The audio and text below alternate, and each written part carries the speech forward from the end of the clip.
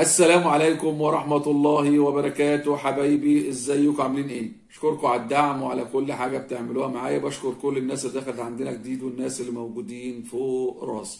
كنت بسمع مدام هناء كمتابع وهي بتصدر لي ان هي سيدة ملتزمة دينية.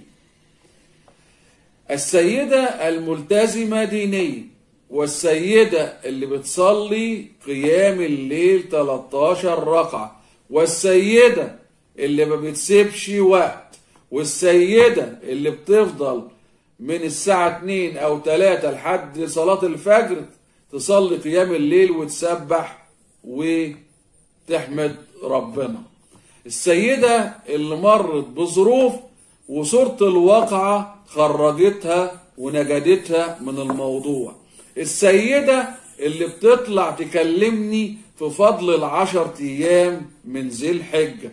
السيدة اللي بتكلمني في صوم تسعاء وعاشوراء. السيدة اللي بتكلمني وتقول لي ان ربنا مش سايبني وربنا واقف في ظهري. السيدة اللي اتحسب علينا ان هي دخلت مسيو جانو الاسلام. فعلا ست ملتزمة ولا الست دي مش ملتزمة؟ الست دي كانت بتضحك علينا ولا ما بتضحكش علينا؟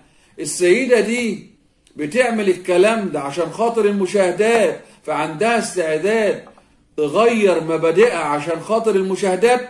هناء بتعمل حاجات يا جماعة غريبة ومريبة، يعني حاجات لدرجة ان الواحد بيحس ان مدام هناء تقريبا بتنسى هي اتكلمت في ايه في الفترة اللي فاتت، او هي صدرت ايه للمتابع، او هي تقريبا اتكلمت ايه عن الدين الاسلامي مع متابعينها.